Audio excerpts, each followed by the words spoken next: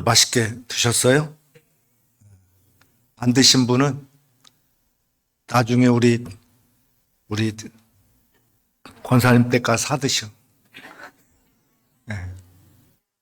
대장금 가서 이제 올해까지만 우리 대장금 하신다고 하니까 빨리 가서 드셔야 돼.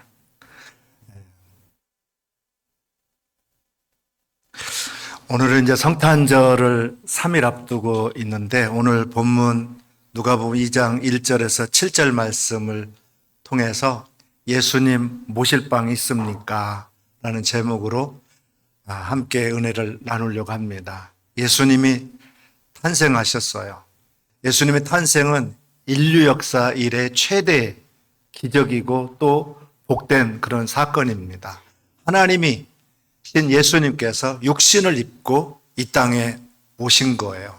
예수님이 이 땅에 오신 사건은 역사를 BC와 AD로 이렇게 나눈 사건이고 온 인류의 죄를 사하기 위해서 육신을 입고 이 땅에 태어나셔서 우리를 대신해서 죄와 절망을 짊어지시고 십자가에 달려 돌아가시기 위해서 이 땅에 오신 그런 사건입니다.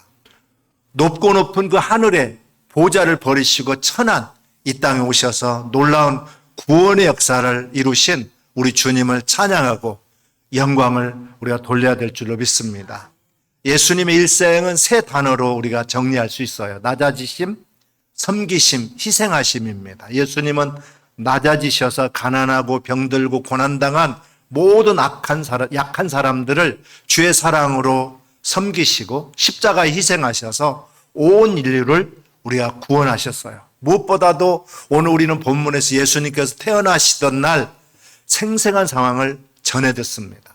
누가는 의사였기 때문에 다른 복음서 기자들보다도 더 세심하게 꼼꼼하게 여러 가지 정황들을 기록했는데 오늘 말씀을 통해서 주님께서 태어나실 때 일어났던 몇 가지 상황을 통해서 이 땅에 오신 메시아의 의미와 또 하나님의 사역을 살피고 은혜 가운데 나아가는 저와 여러분 되시길 바랍니다.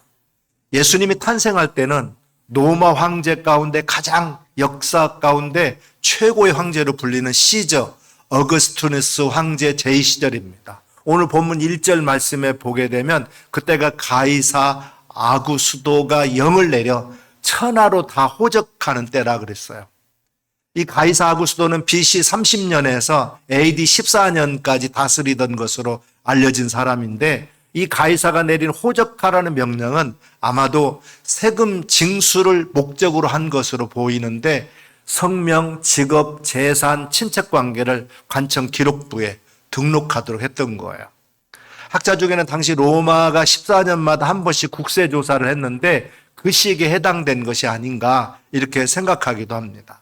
그래서 다윗의 자손 요셉도 나사렛 동네에서 그의 고향인 베들레헴으로 가가지고 호적을 등록하게 되었는데 오늘 5절 말씀에 보게 되면 정혼한 마리아는 요셉과 함께 베들레헴으로 올라갔다 이렇게 되어 있어요.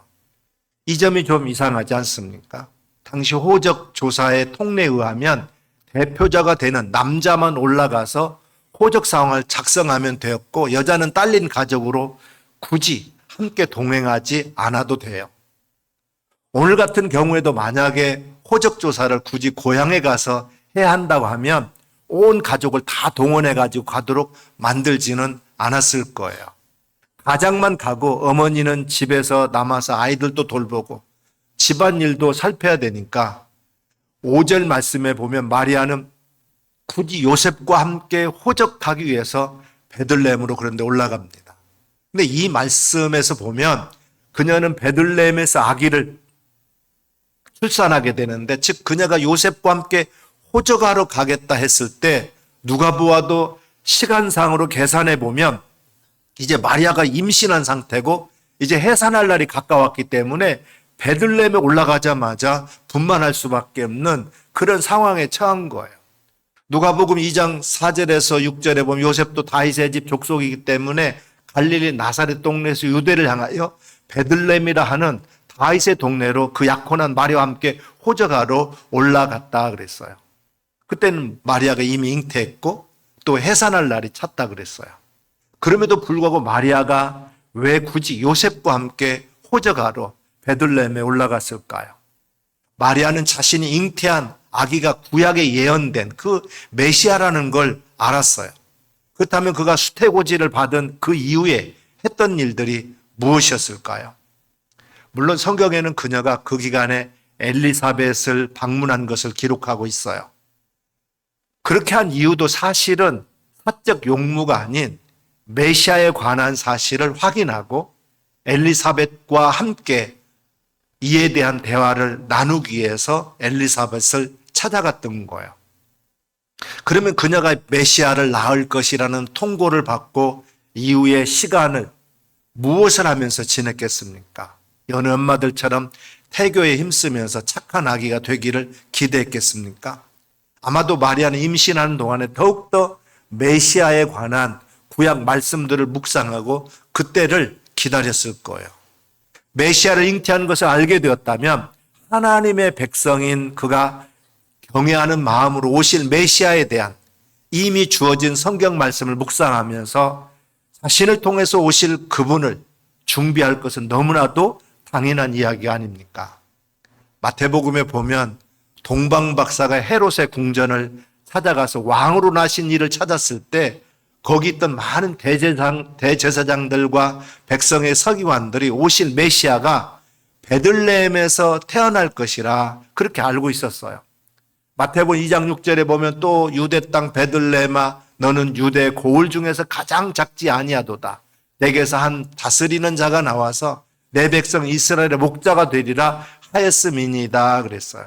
이것은 미가서 5장 2절에 예언된 대로 메시아가 베들레헴에서 태어날 것을 알고 그걸 온 백성들이 기다리고 있었습니다. 하나님의 말씀에 추워도 우리가 틀림이 없음을 확실히 믿는 경건한 성도로서 마리아는 반드시 하나님께서 무슨 방법을 통해서라도 자신을 베들레헴으로 보내실 것을 믿고 기다렸을 거예요. 즉 그녀가 굳이 요셉과 함께 호적하러 올라가지 않아도 되는데도 불구하고 함께 간 거 분명히 만삭이 되어서 편안히 집에서 출산하지 않고 낯설고 아는 사람도 없는 베들레헴 동네에 가가지고 출산하게 될 것을 알고도 그리로 올라가는 것은 모두 다 이런 이유 때문이라는 거죠. 마리아는 베들레헴으로 간 중에 아기를 낳은 것이 아니라 아기를 낳으러 일부러 베들레헴으로 올라간 거예요. 근데 아기를 낳으려고 하는데 그곳에 여관이 있을 리가 없어요. 누가복음 오늘 본문 7절에 보면 첫 아들을 낳아 강보로 싸서 구유에 누웠으니 이는 여관에 있을 곳이 없음이러라 그랬어요. 요셉과 마리아가 아이를 해산하려고 하는데 여관에서 방을 구하지 못합니다. 결국 춥고 더러운 냄새나는 마국간에서 아이를 낳아서 구유에 뉘게 했어요. 하나님의 아들이신 예수님께서 저 하늘 보좌를 버리시고 이 땅에 오셔가지고 낮고 천한 곳 그곳에 예수님이 오셨어요. 이 예수님의 삶은 낮아짐, 섬김 그 자체입니다. 빌립보서 2장 6절에서 8절에 보면 그는 근본 하나님의 본체시나 하나님과 동등됨을 취할 것으로 여기지 아니하시고 오히려 자기를 비어 종의 형체를 가지사 사람됨과 같이 되셨고 사람의 모양으로 나타나사 자기를 낮추시고 죽기까지 복종하셨으니 십자가에 죽으심이라 그랬어요. 사람은 누구나 한없이 높아지기를 원합니다. 더 높은 자리, 권력 있는 자리로 나가기를 원해요. 그러나 교만과 탐욕은 궁극적으로 사람을 파멸로 이끌어간다는 사실을 요즘에 우리는 두 눈으로 똑똑히 보지 않았습니까? 잠언서 16장 18절에 교만은 패망의 선봉이요 거만한 마음은 넘어짐의 앞잡이니라 그랬어요. 우리 예수님을 본받아서 한평생 우리는 겸손의 삶, 낮아지심의 삶, 섬기는 삶을 살아가는 우리 모두가 되기를 주님의 이름으로 축원합니다. 그런데 이 예수님의 탄생 소식이 제일 먼저 목자들에게 전해졌어요. 온 인류의 구세주 되신 예수님의 탄생에 당시 천한 직업으로 여김받았던 목자들에게 제일 먼저 전해졌다라는 거예요. 누가복음 2장 8절에 10절에 보면 그 지역의 목자들이 밤에 밖에서 자기 양떼를 지키더니 주의 사자가 곁에 서서 주의 영광이 그들을 두루 비추매 크게 무서워하는지라 천사가 이르되 무서워하지 말라. 보라 내가 온 백성에 미칠 큰 기쁨의 좋은 소식을 너희에게 전하노라 그랬어요. 예수님의 탄생 소식이 그 헤롯에 살고 있는 왕궁에 전해진 것도 아니고 부잣집에 전해진 것도 아니에요. 당시 권력층에 있던 제사장, 바리새인, 사두개인들에게 전해진 것이 아니에요. 가장 평범한 사람, 사람들이 귀하게 여기지 않는 천한 직업이었던, 그러나 그 자리에서도 성실한 삶을 살고 있었던 목자들에게 전해졌던 겁니다. 그들은 남이 알아주지 않는 직업을 가졌다 할지라도 자기에게 맡겨진 그 일에 대해서 최선을 다했던 사람들이에요. 그래서 남들이 다 곤히 잠을 자고 있는데 이 맡겨진 양떼를 지키기 위해서 밤을 새워가면서 그들의 들에서 떨면서 양을 지키고 있었던 거예요. 누가복음 2장 8절에 보면 그 지역의 목자들이 밤에 밖에서 자기 양떼를 지키더니 그랬어요.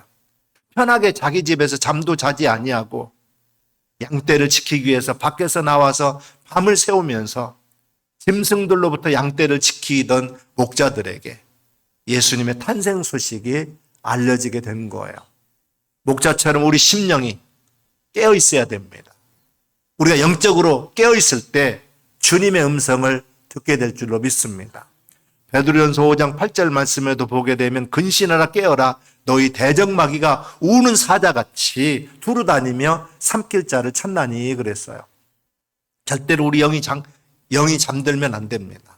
사도 바울이 3차 선교 여행 때 드로아에 가가지고 말씀을 전할 때 말씀이 자꾸 길어지니까 3층에서 유두고라는 청년이 창에 걸터 앉아 졸다가 떨어져서 즉사하고 말았습니다. 성경에 훌륭하고 아름다운 업적을 남겨서 이름이 적힌 게 아니라 졸다가 떨어져서 즉사했더라. 이런 내용이 사도행전 20장 9절에 기록되어 있어요. 유두고라는 청년이 창에 걸터 앉아 있다가 깊이 졸더니 바울이 강론하기를 더 오래 하며 졸음을 이기지 못하여 3층에서 떨어지거늘 이렇게 보니 죽었는지라 그랬어요. 사도 바울이 내려가 가지고 그를 살렸습니다마는 우리도 어떤 이유로든지 유두고처럼 졸거나 잠들면 안 됩니다. 영적인 잠을 자는 것은 우리를 파멸로 이끌어갈 수 있어요. 영적인 잠을 자면 생각이 부정적으로 돼요. 영적인 잠을 자게 되면 기쁨과 감사도 사라져 버립니다. 교회를 다녀도 그저 구경꾼으로 왔다 갔다 합니다. 어두운 면만 보고 원망과 불평을 말하는 그러한 모습으로 삶이 바꿔져 버려요. 오늘 우리는 영적으로 깨어 있어야 됩니다. 늘 깨어 있어야 돼요. 목자처럼 늘 깨어 있어야 돼요. 그리고 맡은 일에 성실함을 다해서 그 일을 완수할 때 하나님께서 우리에게 복을 내려주실 줄 믿습니다. 영적으로 우리 모두가 다 깨어 있기를 바랍니다. 기도로 깨어 있어야 됩니다. 찬양으로 깨어 있어야 돼요. 말씀으로 깨어 있어야 되고 감사로 깨어 있게 되기를 주님의 이름으로 축원합니다. 이 목자들의 모습을 보면서 성탄절을 우리가 맞이해서 우리가 어떤 삶을 살아야 될 건가를 우리가 다시 한번 결심하는 시간 되기를 바랍니다. 내 삶의 중심에 그러기 위해서는 예수님을 모셔야 됩니다. 아무리 바쁘고 할 일이 많다 하더라도 예수님을 거절하고 마구간으로 몰아냈던 당시 사람들처럼 우리가 살면 절대 안 된다는 거예요. 어떤 상황에서도 내 삶의 중심에 예수님을 모셔야 됩니다. 내 삶의 첫 번째 순서에 예수님을 모셔야 됩니다. 사람들이 바쁘다고, 사람들이 높아졌다고, 사람들이 여러 가지로 많은 일들을 앞에 놓였다고 해서 예수 처음 믿을 때 받았던 그 은혜와 감격을 잊어버리고 첫사랑을 잊어버리고 예수님을 뒷전에 두고 그 일에 취해서 살면 안 됩니다.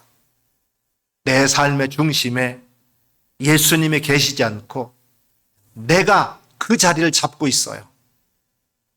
주님, 내 마음 중심에 지금 오셔서 나를 다스려 주옵소서. 내가 아무리 바빠도 아무리 내가 이 세상에 나가서 잘 돼도 주님 은혜를 잊지 않게 해 주옵소서. 늘 예수님 중심으로 살게 해 주옵소서. 이렇게 기도하시는 저와 여러분 되시길 바랍니다. 여러분 일평생 예수님 제일 주의 삶을 살 수 있기를 주님의 이름으로 축원합니다. 두 번째로 이 기쁜 소식을 전하는 자들이 돼야 됩니다. 양떼를 지키던 목자들에게 천사가 이와 같이 소식을 전했어요. 오늘 본문 10절에서 11절 말씀을 우리 다 같이 한번 읽어보도록 하겠습니다. 천사가 이르되 무서워하지 말라. 보라, 내가 온 백성에 미칠 큰 기쁨의 좋은 소식을 너희에게 전하노라. 오늘 다윗의 동네에 너희를 위하여 구주가 나셨으니 곧 그리스도 주시니라. 천사가 목자들의 기쁜 소식을 전한 것 같이 이제 우리도 이 기쁜 소식을 만방에 전하는 사람들이 되어야 됩니다. 절망에 처한 사람들에게, 문제가 있는 가운데 슬퍼하고 있는 사람들에게 기쁜 소식을 전해야 됩니다. 내가 예수님을 믿을 때 나의 구세주가 되시고 하나님의 은혜가 임해서 구원을 선물로 받게 되었습니다. 그 결과 나는 영생의 축복을 받게 된 줄로 믿고 담대하게 오늘 저와 여러분도 예수님을 전하는 사람들 되시길 바랍니다.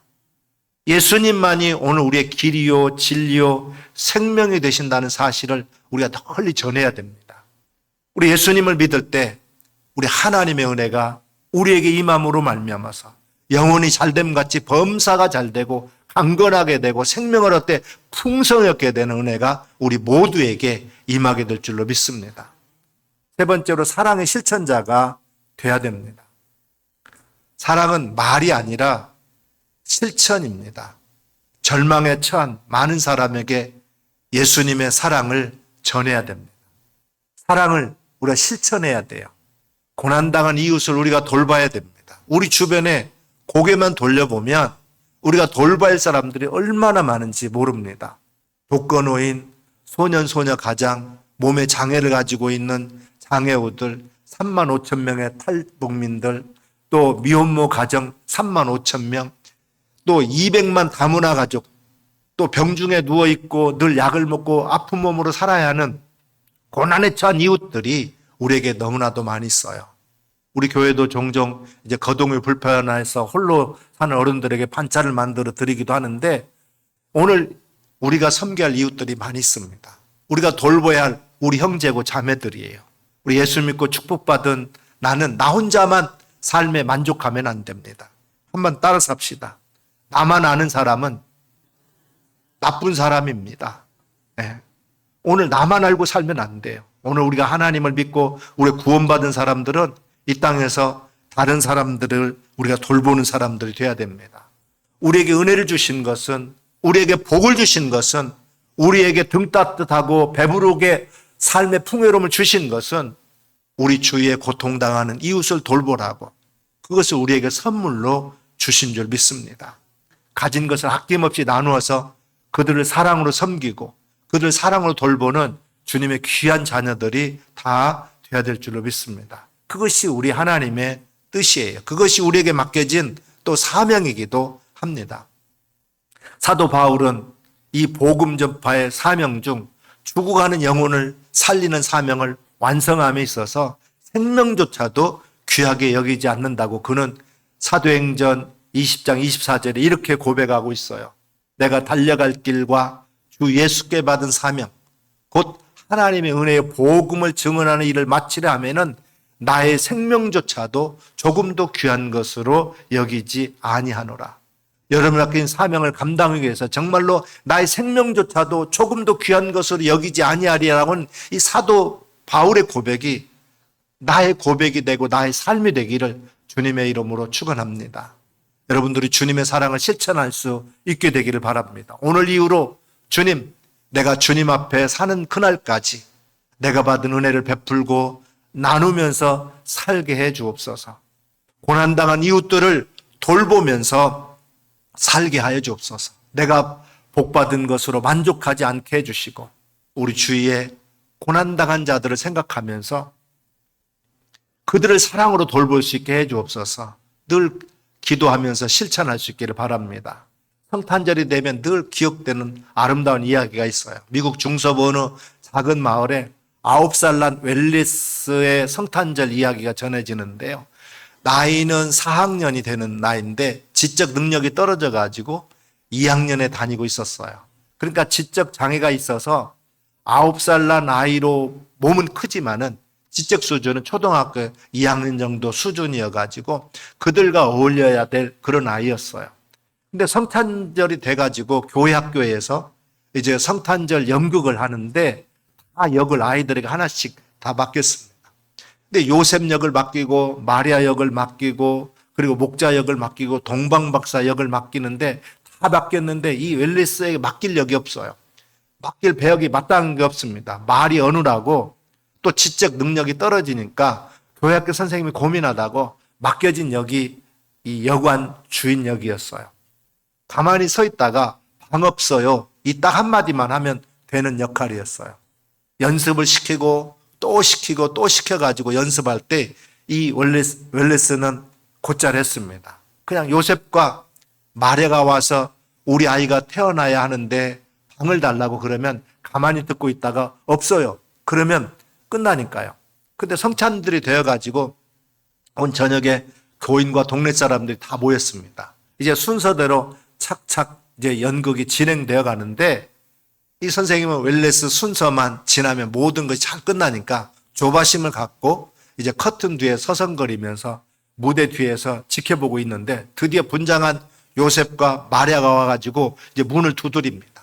문을 두들기면서 웰리스가 문을 열고 나가는데 간절히 이제 요셉과 마리아가 호소해요. 지금 내 아내가 만삭이라 아이를 낳아야 되는데 방이 필요합니다. 이 추운데 갈 데도 없고 방을 주세요. 방을 주세요. 원래 연극할 때는 없어요 하던 아이가 근데 가만히 있는 거예요. 꼼짝도 하지 않고 이 웰리스가 서 있어요.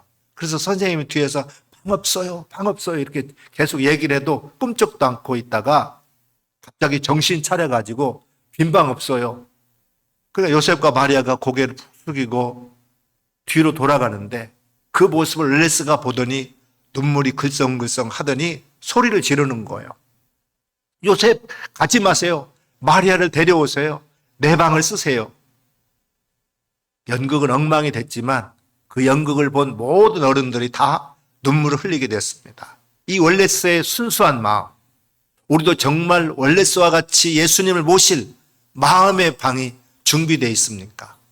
이 연극은 실제로 미국에서 일어났던 일로 1977년 가이드 포스트와 다이제스트 등 월간지를 통해서 웰리스의 성탄절이라는 칼럼으로 소개되었고 우리나라도 1980년도부터 매년 12월만 되면 크리스마스가 다가올 때 교회뿐만 아니라 일반 문화계에서도 빈방 있습니까? 라는 연극이 공연되곤 했어요.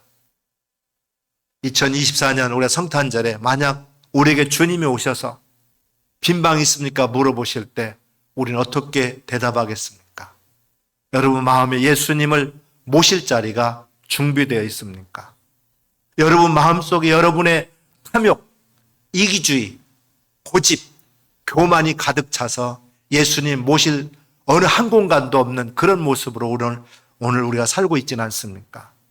그저 내 살기 바빠서, 그저 돈 벌기 바빠서, 그저 세상에서 나와서 높은 자리에 가기 위해서 그런 세상의 명예, 인기가 가득 차서 주님 오실 자리가 없는 그런 삶을 살고 있지는 않는지, 어떻게 보면 나라고 하는 이 우상이 나의 마음에 딱 자리 잡고 있어서 예수님 모실 자리가 없는 그런 삶을 살고 있지는 않는지 우리 자신을 돌아보기를 바랍니다. 웰리스는 초등학교 2학년밖에 안 되는 그러한 지적 능력으로 머물러 있었지만 순수하게 정말로 주님을 사랑해서 연극임에도 불구하고 주님을 사랑하는 마음으로 요셉과 마리아를 붙잡았던 거예요. 여러분 오늘 예수님이 오늘 우리의 마음 문을 두드릴 때 주님 내 마음 중심에 오셔서 나의 주인이 되어 주옵소서, 나의 일생을 인도해 주옵소서, 주님 앞에 여러분의 삶을 맡기는 주님의 귀한 자녀들이 다 되시기를 주님의 이름으로 축원합니다. 예수님께서 이 땅에 오신 진정한 낮아짐의 뜻이 무엇이고 섬김의 뜻이 무엇이고 희생의 뜻이 무엇인지를 깊이 생각하는 귀한 성탄절이 되기를 주님의 이름으로 축원합니다. 기도하겠습니다.